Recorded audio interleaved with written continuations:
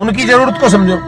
उन्हें एक तो सिपाही चाहिए, अपने जो अपना तंत्र जो खड़ा कर रहे थे, अपनी व्यवस्था जो बना रहे थे, उस व्यवस्था में एक तो उसके रक्षक यानी कि सिपाही चाहिए, एक उन्हें अपने यहां नौकर चाहिए।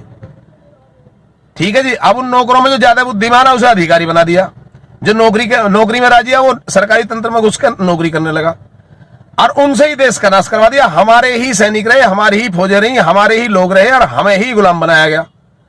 तो ये जो उन्होंने हमारी पहले मानसिकता बदली, पहले उन्होंने हमारे मनोविज्ञान पे काम करा, उन्होंने हमारा सत्यानाश को वैसे ही नहीं कर दिया, बातों में हमारा सत्यानाश नहीं हुआ, उन्होंने बहुत प्रयास करे, और प्रयास करने के बाद में वो इस चीज को इम्प्लीमेंट करके हम उसे आज भी छोड़ने के लिए तैयार नहीं है। हमारी जो शिक्षा प्रणाली है वो हमें नौकर बनाती है, ना कि मालिक बनाती, और बनना हमें मालिक।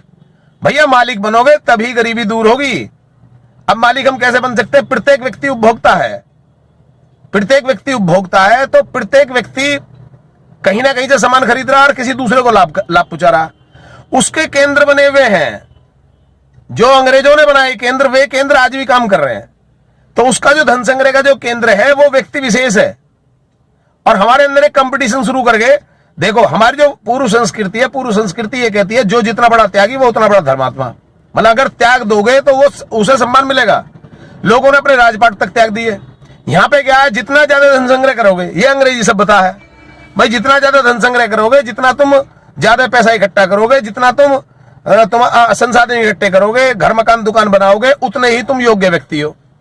तो इसमें बहुत बड़ा जमीन आसमान का फर्क आ गया। इस फर्क को आप जरा महसूस करने की कोशिश करो। इसे समझ गए तो सब कुछ समझ में तुम्हारे आ गया। ठीक है। हमें क्या करना है, हमें एक तो अपने दिल में तो बनना है त्यागी, और हमें त्याग किसके लिए करना है? वो करना है समाज के लिए। सबसे पहले समाज को जिंदा करो। उन्होंने समाज को मारा तो पहले समाज को जिंदा करो।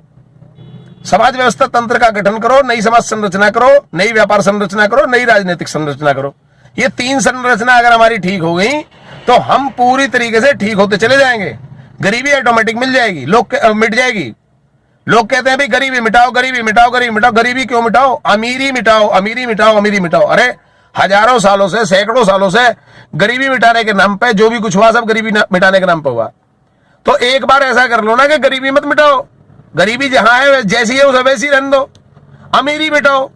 अब जब अमीरी मिटेगी और उसका जो धन संग्रह है, वो धन संग्रह जब नष्ट होगा, वो जब खंड खंड होगा, छिन्न भिन्न होगा, जब वो बिखरेगा तो कहां पहुंचेगा? वो ऑटोमेटिक गरीबों तक पहुंच जाएगा। एक बार उस बांध को तोड़ो तो सही, जो धन संग्रह करे बैठे उन लोगों का विध्वंस तो करने की तैयारी करो, उन्हें तो मिटाओ तुम। जब धन संग्रह के केंद्र मिट जाएंगे तो वो धन तो उसका तो फ्लो अपने आप ऑटोमेटिक बनेगा, और जब बनेगा नीचे पहुंच जाएगा, बात खत्म, गरीबी अपने आप ऑटोमेटिक मिट जाएगी। तो गरीबी मत मिटाओ, तो अमीरी मिटाओ, अमीरी। अरे गरीबी मिटाने पे बहुत काम हो गया, गरीबी मत मिटाओ, लेकिन अब अमीरी मिटाने पे काम करो, अमीरी मिटाओ। ठीक है। तो भैया जैसे ही तुम समाज व्यवस्था तंत्र की नई समाज संरचना में जो व्यवसायिक संरचना है, जिसमें धन का केंद्र हमने बनाया समाज को, उसे स्वीकार कर लो, बात खत्म हो जाएगी। तुम अपना प्रत्येक व्यक्ति उपभोक्ता है, जो अपने घर का सामान लेते हो वो किसी दुकान से ना लेके समाज से ले लो। इसमें क्या बात ऐसी है जो किसी के समझ में नहीं आ रही? अब समस्या ये आ रही है, हर व्यक्ति सोचता है समाज, हम कौन से समाज के पास जाए, कहां जाके कि भैया हमें सामान देते, समाज है कहां? हाँ, ये बात बिल्कुल सही है। मानव समाज को समाप्त कर दिया गया। हिंदू, मुस्लिम, सिख, ईसाई, जाट, चमार, दुनिया भर के वैसे छोटे छोटे समाज बना दिए।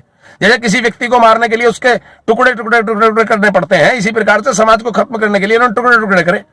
लेकिन मैं आज भी कहता हूं कि हर टुकड़े नष्ट नहीं हुए, टुकड़े सब सुरक्षित हैं, और उनमें प्राण प्रतिष्ठा की जा सकती है, उन सबको आपस में मिलाया जा सकता है। और जैसे ही मिल जाएगा मानव समाज खड़ा हो जाएगा, और मानव समाज जैसे ही खड़ा हुआ बन गई समाज व्यवस्था। तो समाज व्यवस्था तंत्र के अंदर ये थोड़ी कि मैं अकेला करूंगा तो मतलब इस देश का भला हो जाएगा। मेरे अकेला चला कहां तक भाड़ फोड़ेगा भाई? मैं अकेले की बात नहीं कर रहा। अरे मैं पूरी कार्य योजना दे रहा हूं, उस कार्य योजना पे काम करो, तुम अपने यहां से कर दो भाई। तुम अपने गांव में, अपने शहर में, जहां भी वार्ड स्तर पे, नगर स्तर पे, जिला स्तर पे, राष्ट्र स्तर पे इस व्यवस्था को खड़ा करो। एक लोकायुक्त, 5 पंच, 25 सरपंच, 125 समाजविद, अनगिनत कर्तव्यनिष्ठ, ये सामाजिक लोगों का संगठन तैयार करो। असामाजिक लोगों को इस समाज में से बाहर रखो, जो ना आवे उसे असामाजिक घोषित करो, जो समाज व्यवस्था तंत्र का साथ न दे उसे असामाजिक घोषित करो। तो समाज अपने आप संगठित होता चला जाएगा, और जैसे ही समाज संगठित होगा वैसे ही सारी समस्या अपने आप ऑटोमेटिक निपटती चली जाएंगी। भाई समाज पहले गठित हुआ, समाज गठित होने के बाद में फिर मतलब व्यवसायिक प्रणाली समाज के हाथ में चली गई।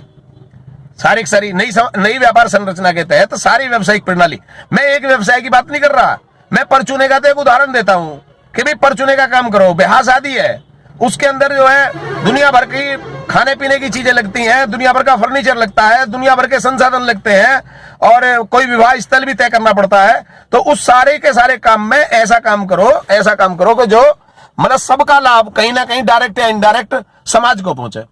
और एक विवाह स्थल तैयार करो सामाजिक स्तर पे, जहां शादियां हो जाए। उसका जो मतलब मैं ये नहीं कह रहा कि कम रेटों पे दो, जिन रेटों पे विवाह स्थल बुक होते हैं उन्हीं रेटों पे तुम भी करो। भाई क्यों समाज सेवा में उतर जाते हो कि सामाजिक स्थल आज तक बना भी दो, तुरंत तुम वो फ्री रहेगा, निःशुल्क रहेगा, गरीबों के लिए रहेगा। अरे गरीबों की बात मत करो, गरीब तो जैसे आज काम कर रहा है उसे वैसे ही करने दो, गरीब को डिस्टर्ब मत करो तुम। गरीब तो अपने आप ऑटोमेटिक गरीबी खत्म हो जाएगी। मैं कह रहा हूं अमीरी मिटाने की बात करो। अरे जो विवाह स्थल है वो अमीरों के हैं, वो सामाजिक स्थल बनाओ उसी के जैसे चार्ज रखो, चार्ज कम मत करो। एक ब्याह शादी के अंदर जितना सामान लगता है उसमें कम से कम 50 व्यापारियों का लाभ होता है।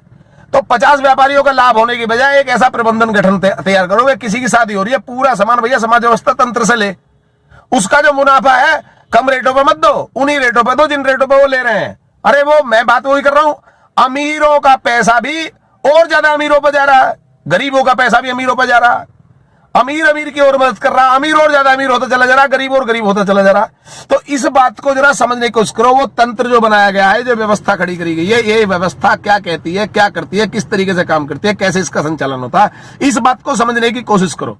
अगर आप इस बात को समझ गए तो सारी बात तुम्हारी समझ में आ जाएगी। जो जो व्यवसायी कर रहे हैं, हमें कुछ नया नहीं करना भाई।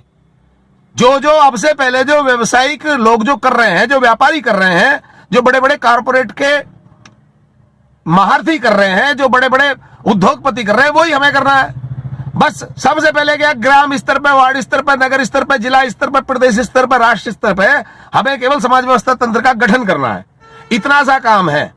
उसमें एकजुट हो जाओ, एक लोकायुक्त, 5 पंच, 25 सरपंच, 125 समाजविद, अनगिनत कर्तव्यनिष्ठ लोगों का एक संगठन तैयार करो। उस तैयार करने के बाद में जो अपने घर का सामान है वो यहीं से खरीदना शुरू करो, समाज व्यवस्था तंत्र से लेना शुरू करो। शुरुआत यहां से कर लो। जो परचूने की दुकान है, डेली उपयोग की जो वस्तु है उनसे शुरुआत कर लो। उसके बाद में जितनी भी चीजें हैं, किसी के घर में ब्याह शादी है भाई, सारा सामान समाज व्यवस्था तंत्र से ले ले। ठीक है जी। इस प्रकार की व्यवस्था बनाओ, और बनाने के बाद मुझे उसका लाभांश है। मैं सस्ता बेचने की बात नहीं करता, कम में देने की बात नहीं करता। मैं जो बात करता हूं वो बिल्कुल दिल से कह रहा हूं इस बात को। आप किसी को लाभ पहुंचाने की बात मत करो, ना ही किसी को नुकसान देने की बात करो। जैसे पूरी दुनिया चल रही है ऐसे ही चलने दो। इसके अंदर कुछ भी नया अपना अटखंबा मत अटकाओ, तो तुम्हारी सारी समस्या ऑटोमेटिक हल हो जाएंगी। जैसे ही तुम इस प्रक्रिया में जुटे, तो जैसे ही ये व्यापार व्यवस्था चली, नई व्यापार संरचना जिसे मैं नाम देता हूं, ये जैसे ही व्यापार संरचना खड़ी होगी, हम लोग ही उपभोक्ता होंगे, हम ही लोग इसके सप्लायर होंगे, हम ही लोग इसे उपलब्ध कराने वाले होंगे। सामाजिक उपभोक्ता भंडारों का जगह जगह मतलब गठन करो, और उस पर एक कमेटी गठन करो जिसमें एक लोकायुक्त, 5 पंच, 25 सरपंच, 125 समाजविद और अनगिनत कर्तव्यनिष्ठ लोगों का उसके ऊपर देखरेख में एक टीम बनाओ। और इसे जो है केवल मेरे अकेले करने से नहीं होगा कि मैंने कहां कर दिया। मुझसे भी मत पूछो इस बात को, मैंने क्या करके दिखा दिया 24 साल के अंदर, तुमने कितने खड़े कर दिए। मैं नहीं खड़ा कर पाया, बिल्कुल सही कह रहा हूं, कोई बात नहीं है, आप खड़ा कर लो ना भाई। कार्य योजना मैंने पूरी बता दी। कोई हेल्प चाहिए किसी प्रकार की, मुझे बताओ। ठीक है। पूरा सामाजिक प्रशिक्षण कार्यक्रम के नाम से मैंने पूरी की पूरी वीडियो इसमें यूट्यूब पर डाल रखी है। इन्हें सुनो, इन पर थोड़ा ध्यान दो। जो पढ़ना चाहते हैं मुझसे पूरा लिटरेचर मंगा लो। समाधान 40 के अंदर 40 कदम है, 40 ऐसे तरीके हैं जिनसे समाज की क्या, प्रत्येक व्यक्ति की गरीबी को दूर किया जा सकता है। जितना समृद्ध समाज होगा उतना ही लोकतंत्र ऑटोमेटिक खुशहाल हो जाता है और प्रत्येक व्यक्ति गरीबी की दलदल से बाहर निकल जाता है। ये महासूत्र है गरीबी को मिटाने का।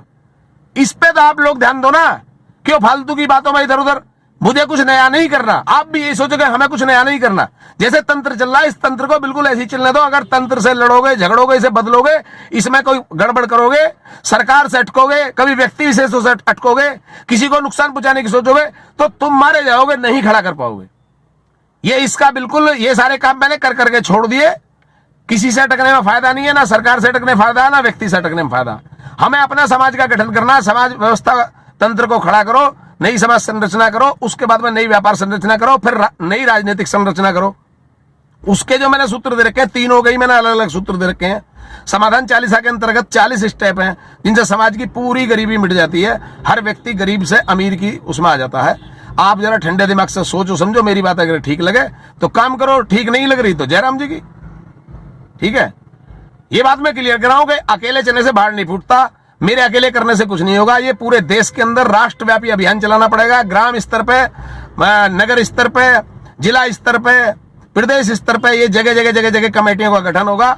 1 लोकायुक्त, 5 पंच, 25 सरपंच, 125 समाजविद, इस प्रकार के लोगों का गठन करा जाएगा। अनगिनत कर्तव्यनिष्ठों को इससे जोड़ा जाएगा। जो व्यक्ति इसमें ना आए वो असामाजिक, उसे घोषित करना होगा। जो इसके अंदर आ जाता है वो सामाजिक। ठीक है, मेरी बात लगभग पूरी हुई। अब इसमें भैया ज्यादा मतलब मुझे तुम जो है मतलब भुकवाना चाहो तो मैं चलो मतलब कर सकता हूं, लेकिन बाकी इस चीज का कोई लाभ नहीं है। लाभ इस बात में है कि जो मैं कर रहा हूं वही तुम करो यार। तुम्हें कुछ अलग से नहीं करना, नया नहीं करना। जैसे मैंने प्रयास करके 10-20 गांवों के अंदर मैंने प्रयास किया है, मैं अपना समाज व्यवस्था तंत्र को मैं खड़ा कर रहा हूं। नई समाज संरचना जिस तरीके से मैं कर रहा हूं, इसी प्रकार से आप भी प्रयास करो, अपने ग्राम स्तर पे करो। कहीं कोई वीडियो कॉलिंग करनी है मुझसे बात करा दो। ठीक है, मैं कहीं इसका धन संग्रह का केंद्र मैं अकेला नहीं बनना चाहता, मैं एक नहीं बनाना चाहता। इसका कहीं कोई भी अगर रजिस्ट्रेशन कराने की कोशिश करता है तो ये समझ लो कि वो सबसे बड़ा डकैत, सबसे बड़ा चोर है। अगर वो ये करा के समाज व्यवस्था तंत्र फल जैसे रजिस्टर्ड है। रजिस्टर्ड किससे है भाई? समाज किससे रजिस्टर्ड होगा? अबे सरकार को तो खुद चुन कर देता है समाज, तो समाज से तुम किसे रजिस्टर कराओगे भाई? ये कहीं से रजिस्टर्ड नहीं है, ये अनरजिस्टर्ड चलेगा।